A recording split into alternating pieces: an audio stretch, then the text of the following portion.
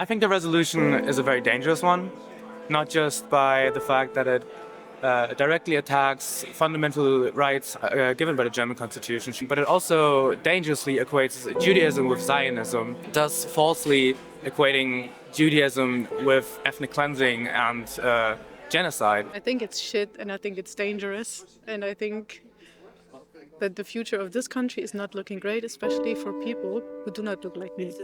This directly goes against what I hold as just fundamental human values. And I think everyone should view it as exactly that, as an attack on freedom.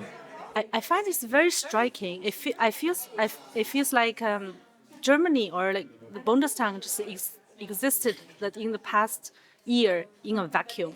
I feel like they don't know what happened. You haven't really had any contact with the outside world. You'll be able to pass such a, or even come up with such a resolution. Because how many people have died?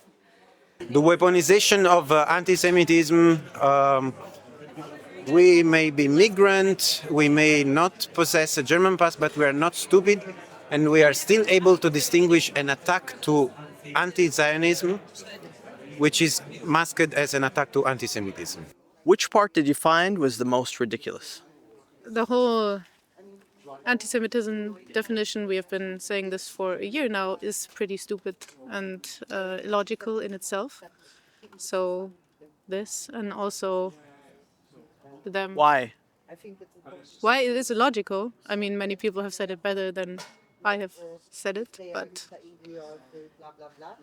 people have said it here as well. It does not protect Jews from anti-Semitism, but it protects Zionists from anti-Zionists, and it's not what it pretends to be.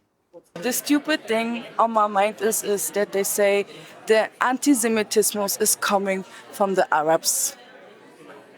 This is the stupidest shit I ever heard in my entire life. Also found ridiculous their idea of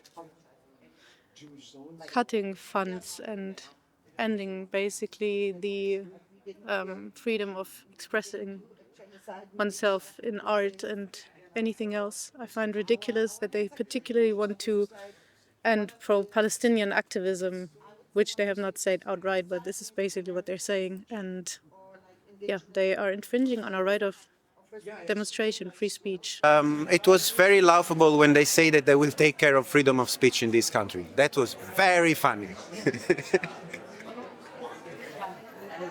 I think even though I'm like rationally, I think the most ridiculous clause was the one related with visas, with immigration status, or it was the whole anti-Semitism is imported from the North Africa and the Middle East region. So I think rationally I thought it was that one. But I remember the one that really gave me like goosebumps or chills in the most shocking way, not the exciting way, but the shocking way, was when they say, if the university, so whenever something happens in the university, that the students could be expelled and could be, like their study could be abruptly ended. So if your study as a immigrant student is aborted because of this, I think then you're the most vulnerable group ever, and you have like, where is your future?